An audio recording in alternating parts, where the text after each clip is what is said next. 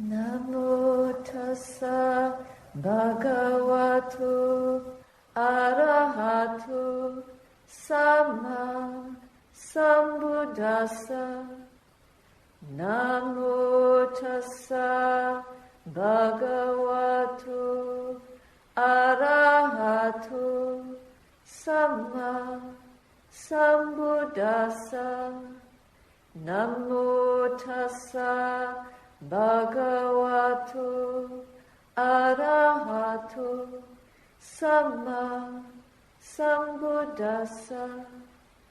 Buddhang dhammang sangham namasami. Practice is every day a new project. And there are certain attitudes that are helpful. And one of them is to remember that every day is new.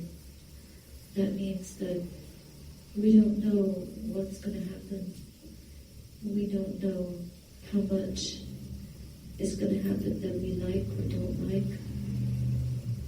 But if we're open, the important thing is for us to be open to whatever is happening.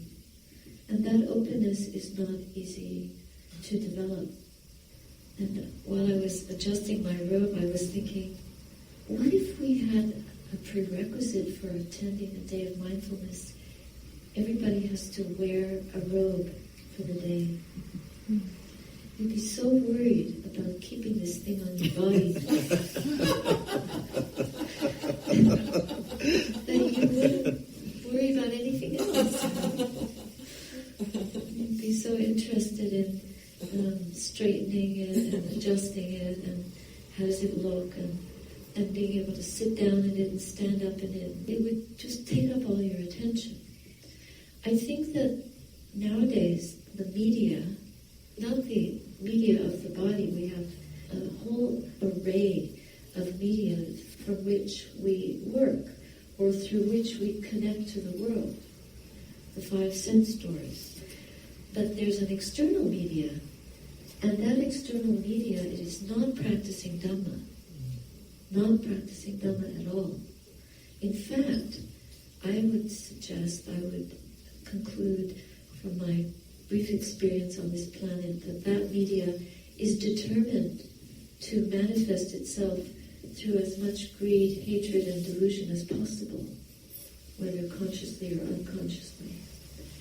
In some cases unconsciously, and in some cases quite intentionally. And of course that's for the worsening of the karmic predicament of those individuals involved in doing that, whether they realize it or not. Such as the people who sell arms. They don't care how those arms are used, but they're going to sell them. And then when the results of the use of those arms are flashed across screens, they're just going to change the channel. They're not going to be concerned about the results. And this is the ultimate, most decadent kind of attitude that we can have as human beings, is take no responsibility for the harm that we cause. In fact, to just use that lack of taking responsibility as a way of being strong enough or powerful enough to continue causing harm without any kind of repercussions visible, anyway. Although the repercussions karmically will come, they will surely come. And it's hard to have faith in karma when you see what looks completely unjust, evil, horrific, inhuman, being perpetrated in the world without any kind of force capable of impeding it, restraining it. So then we think the world is crazy. Well, you know, it is crazy. It's a crazy world. But we cannot make the world not crazy. And as I said this morning, I think that for me the project is, what can I do now? Right now? Where is the craziness in here? I have to deal with that. And maybe that will help me to see the craziness in the world, the madness of the world, without falling into despair. And that in itself is a huge project. If we could do that, then it might help in some mysterious way. It might help to increase the restraint of madness around us. It might help to increase the frequency of well-being and wisdom and understanding and care that is possible in the world. Like if there is a contagion of evil, there must be a contagion, and then that might not be the right word, but a connection to what is pure and what leads to waking up from the mess. And the other thing is that we have to be so patient. It's just the ultimate austerity is patient endurance. The Buddhas say it's the highest austerity, and it leads to the highest happiness, is the Kanti Parami. It's also the highest renunciation. And if we could give up our opinions about the madness of the world, that would also help us to be patient with it. It doesn't mean that we agree. That's the important thing. We have to draw a distinction between what is acceptable. It doesn't mean we accept it, agree with it, but we have to bear through it. We have to endure it because it is unstoppable. And if we look carefully, this thread of violence has never stopped. When has war actually stopped in the human realm? Has it ever really stopped? I think what's happening now is that there are 6 billion, how many billion human beings? 7? 7 billion people on this planet, and everybody's got a cell phone. Not everyone, but it's getting more and more. So everybody is finding out everything, and you can tune in to the worst things and then tear the roots of your hair out with fear and with anxiety and panic about what's going on. Whereas before these inventions of cell phones and technologies that draw the world into whatever the media put out, we could focus more on our own little patch of territory, which is much more doable. Like just talk to your brother, talk to your sister, talk to your parents, talk to your kids. Is that happening?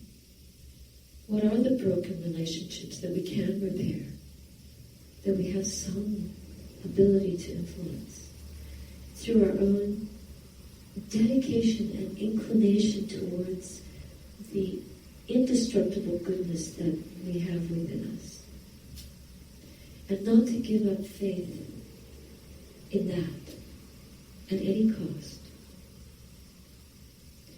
So we have to contemplate how in our lives we do compromise ourselves and clean up our own slate. And if we can do that, that's heroic. That's a heroic measure. That's diffusion of a lot of weaponry. Because each of us has the ability to protest and rage and clench our fists against other people's violence. But what are we doing with our own? And this is a core question that we need to look at. So every day we sit down and we start the project from A, awake, B, Buddha mind, C, concentration. D, quick. Dhamma. Dhamma. E, effort. F, fanatic. Fanatic effort. Yeah. F, G, generosity, gratitude, goodness. And we can go through the whole alphabet like that. And when we get to Z, I don't know what we would say. Zealous. We do it zealously. Don't give up. Don't give up. There have been so many times in my life when there were conditions that seemed insurmountable. There were obstacles that oppressed. I felt very oppressive. I just don't know how I'm still sitting here today. And then I realized that, in fact, my perception of what's oppressive was just diluted. That's the bottom line. How do we hold what we consider to be an obstacle? If our perception is diluted, then we're going to hold it like, there's no way over or through around this. But if we clear away and purify our ability to see things, then those untrained ways of perceiving our experiences and what life is bringing can be illuminated. And right view can arise, the mind can become very, very clear, and the qualities of mindfulness and a real trust in the practice can rise up to hold us in a way that will incline the mind towards nibbana instead of towards despair and more delusion, or depression, even worse. Depression is like sustained despair, I think. It's like a tree. Yesterday, we have this man helping us out at the Hermitage who does heavy work that we can't do ourselves. We have this tree that dried up last year and has been standing dead right outside the main house. And it's not auspicious to have a dead tree there. So he asked, would you like me to cut that tree down? And we felt, it is time. Now this tree was leaning in a very odd way. And he sawed it. And the way he sawed it, it looked like it was going to fall on a tree that was next to it. But then he did something that I thought was so creative, to make it fall in the other direction. Because he had a little saw. He's very brilliant. He had this scheme, how to make this tree supported while he sawed it to the end so that it would fall the other way, not on the tree and possibly on the house. He took a plank of wood, stuck it in the ground, and pushed it in against one of the main limbs of the tree. He wasn't going to ask any of us little weak old women to try to hold up this tree. So he got this very strong plank of wood from our pile of recycled wood and propped the tree like it dug its heels into the earth, and the head of the plank was leaning into the tree. And then when he sawed, you could see how the weight of the tree fell on the plank. But then, when the tree started to twist and shift, he took the plank out quickly and stuck it further in, so that it kept, he could continue sawing and it kept standing up straight. And then by the time he had sawn through, he just used practically one finger and it fell over in the opposite direction. And I thought, how clever is that? He used a plank of wood instead of a person, because there was no other person that he felt he was going to risk. And I thought, that's what we have to do with our practice. When we don't have the means, we have to look around and find a creative way to prop ourselves up so that we're leaning towards nibbana and not towards the death of mindfulness. We have to find a creative way to do that. Even if the mind is screaming, even as soon as we can bring up enough awareness to notice, well, which way is the mind pointing right now? Well, it's not pointing towards the Dhamma. It's pointing towards darkness, towards delusion. So how do I prop myself up? How do I lead myself back towards waking up? And we lean on that.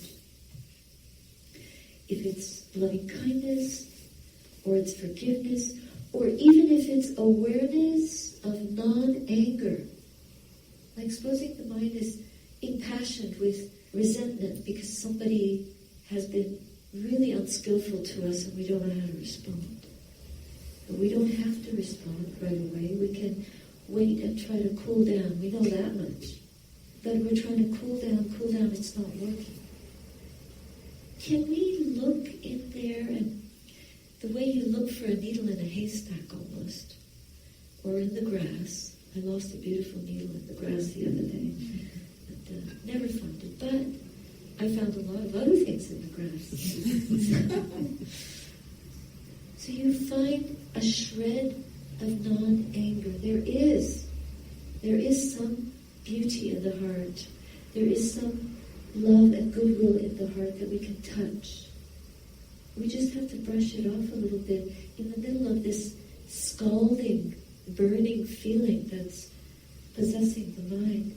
We just move towards the little edge which is cooler and lean into it and see, well, yeah, think of somebody in your life that you really love and respect. And then bring up gratitude towards that person. Cultivate that feeling. Eventually, the thought, the sense of that non-anger will obstruct the passion of ill will that's boiling over. And it will turn the volume down on it. So we haven't met it on head on. You can't meet the dragon head on. We all know that, right? Because the dragon has a fierce tail, and it'll just whack us from behind. So we have to figure out a way to lean away from the dragons towards that which is kind, gentle, like a lily pad in the lake. It might be that small, but it's good enough, moment by moment, 2 moments of being on that lily pad, and we're floating. We're not sinking. And before you know it, it's a canoe, it's a kayak, it's an island of safety. And then, from that position, we can lean into that which will rescue us, and that which will incline us towards refuge, understanding, strength, courage, fearlessness, where there was just fear, despair, hopelessness, and bitterness, inability to function. And then we can not accept the other, but let it be. It's a different kind of accepting. It's not approving of it, but it's letting it be and holding up something different, something that is going to support our growth and expansion in the practice. We can take down the dead tree. And what happens when the dead tree is not anymore, endangering even the house we're staying in? Well, there's space, and you can have a better view through the window. So the mind feels more spacious, and we can have a better view of that anger and say, that's not me, not mine. Then the Dhamma rushes in and gives us all kinds of insights into that anger. Wow, dangerous, hot stuff. Stay away. And work towards creating an insular posture towards it so that it cannot take a root in our hearts. It cannot get a good landing in there. That takes time. Okay, we have this one life and we should feel a sense, or it's good to feel a sense of spiritual urgency. But as long as it takes, whether it's one lifetime or many lifetimes, we're in it for the whole length of the journey. And we're not going to give up. That's the bottom line. And that's like wearing the robe. At first it feels really awkward and you're just wriggling and squirming, but eventually you can even carry a big package and keep your robe on at the same time. As hard as it may seem. But we practice and we get adept at whatever we're practicing. And we have to be very patient with ourselves. Patient and loving and gentle and playful. Don't take ourselves too seriously, otherwise it can get pretty heavy and onerous. And be creative. Get an old piece of wood. Drop the old heart on it. And just relax into the problem. And the answer will come. The question will unravel. And we'll suddenly feel the support coming from the most unexpected quarters. I'm sure all of us have experienced that in one way or another.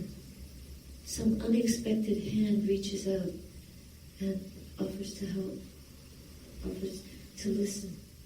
You need to talk to someone, offers to listen. And you feel a sorrow shared is a sorrow cut in half. And a joy shared is a joy doubled, expanded. So we share our joys and we share our sorrows. And that's the beauty of Sangha. We have a spiritual community rather than hanging out with a band of thieves. We hang out with a group of good spiritual friends who help us move in the direction that leads towards awakening and away from what is dragging us down into the depths of sorrow, lamentation, pain, grief, and despair. These are to be overcome.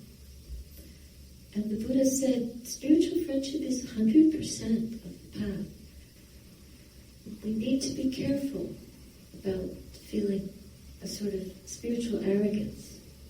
Well, I don't need to go and sit with a group, I can do it alone.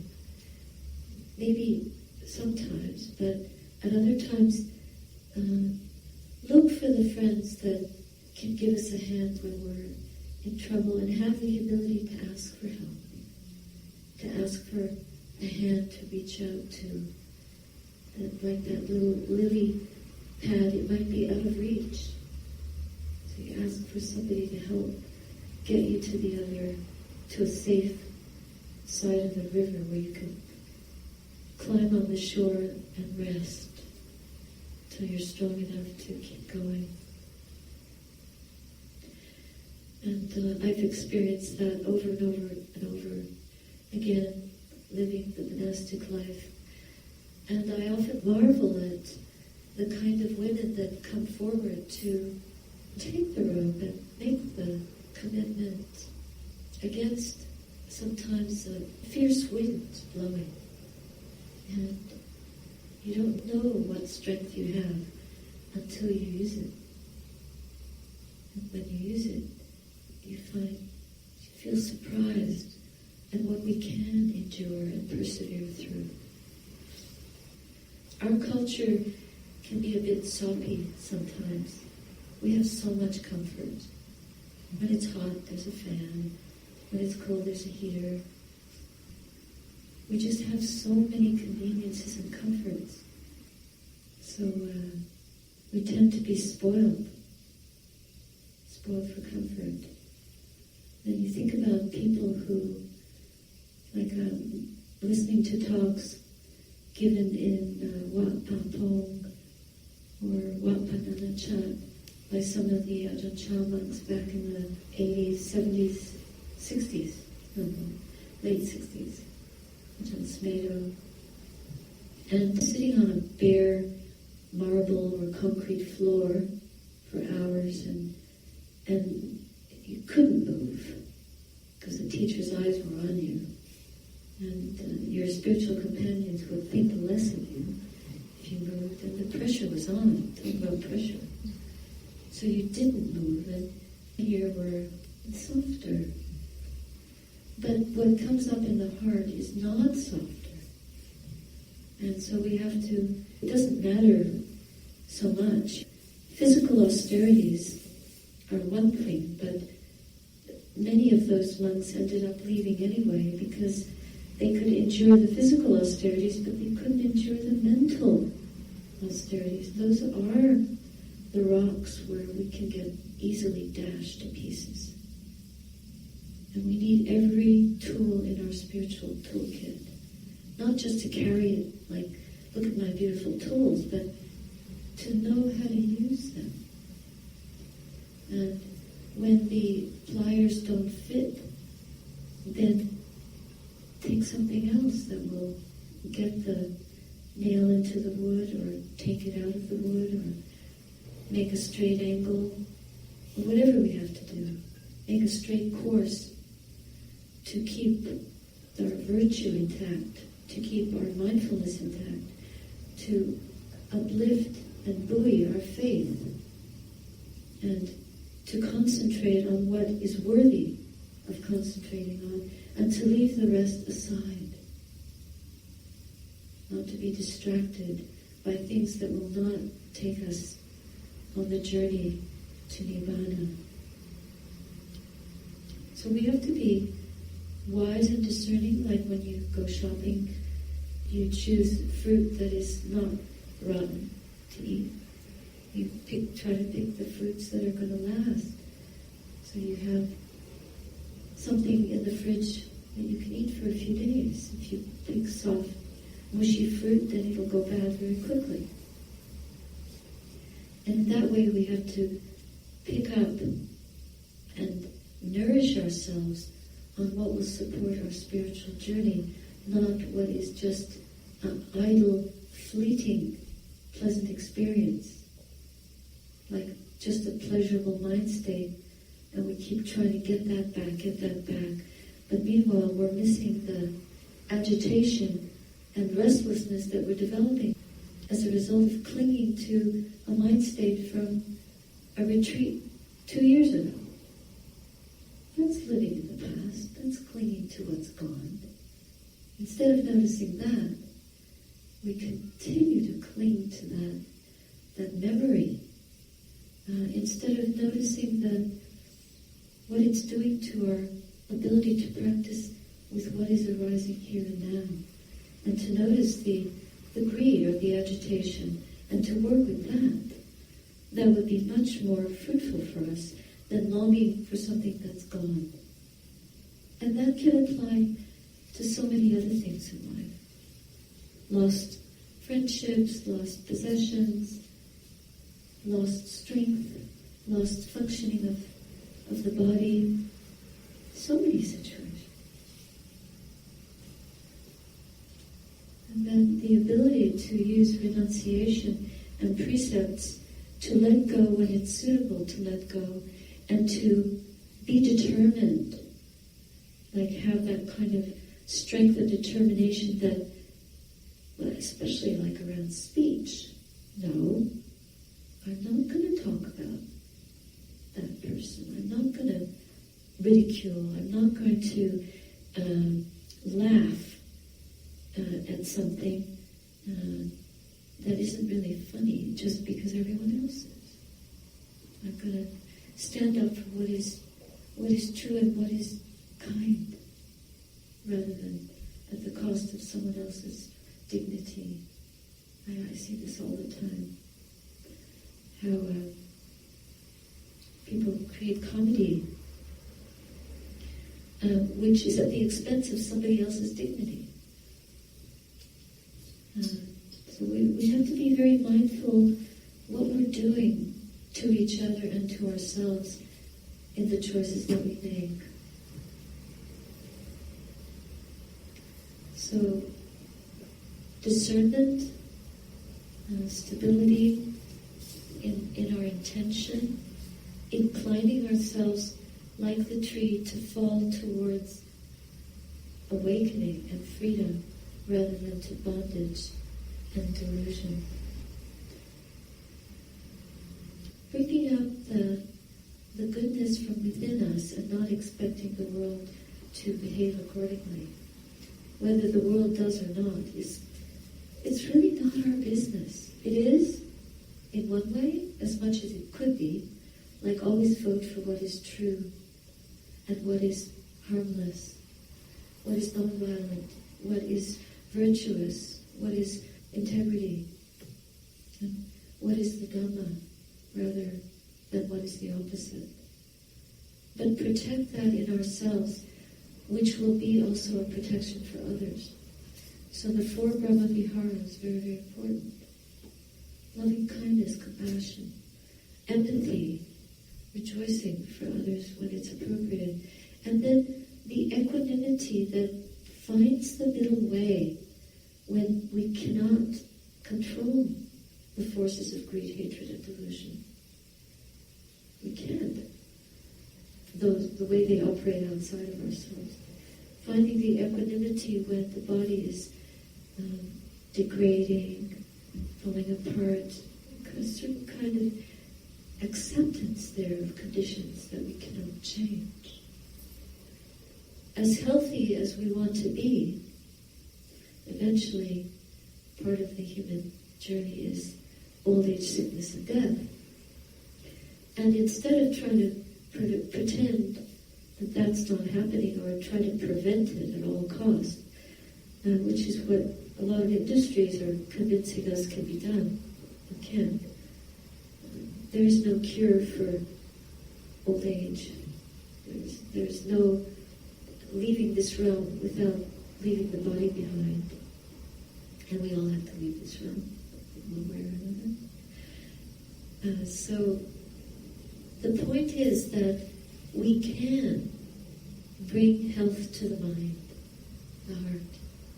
We can leave the body with a healthy mind. That's really important. What is the condition of the mind? Are we awake? Are we aware? Are we living consciously? Are we dying consciously?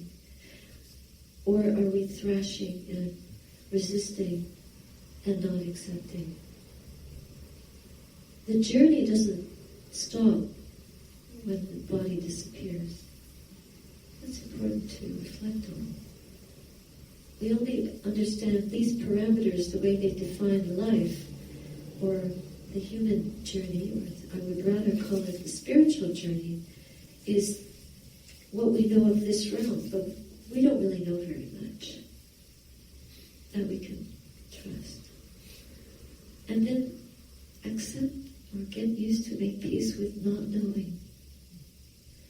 We have to work within our means and our capacity and develop our ability to understand ourselves. And then to die consciously, we may discover something that we couldn't have imagined before. That which is beyond this world. What's really important for us to investigate and discover is what we can know. And the mind is so vast, so boundless. Even in a lifetime, how can we fully, completely explore the depths of the mind? So we must begin in earnest, continue in earnest, and fulfill the journey here and now as best as we can, in little steps, in little sips, just like a sick patient. You take a course of antibiotics, and it's pill by pill. You can't get well until you take the full course. If we want to graduate, we have to take the gradual path. Graduation it's a gradual thing. In graduated steps, we learn about impermanence at deeper and deeper and deeper levels. We learn about dukkha, about suffering in deeper and deeper and deeper ways. And we learn about this not-selfness. We're very identified with the core being. Let's investigate what is really solid within us. And little by little we discover there's nothing really at the core. like a banana tree. It doesn't have a core like other trees. It's quite unique in that way. So these are things to discern, and the deeper we go, the more we discover this emptiness, and the less we fear it. The less we fear it. And then it informs our consciousness and our perception of the world. So that we have the ability to see things in a way that makes it possible to accept them. Not approve, but yeah, that's how it is. That's karma.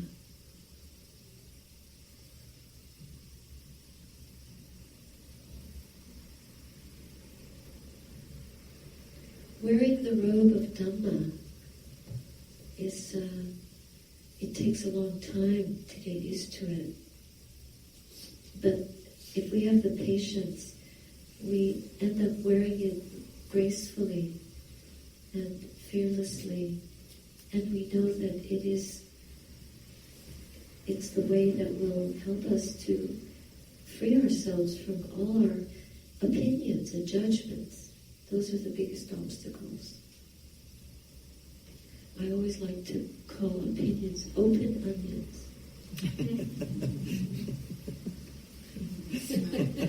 And the smell. They smelly, and they just cause a lot of weeping.